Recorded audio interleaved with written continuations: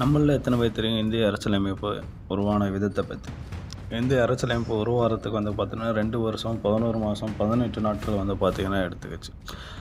உலகத்திலே மிக நீண்ட அரசியலமைப்பு கொண்டது எதுனா இந்திய அரசியலமைப்பு தான்.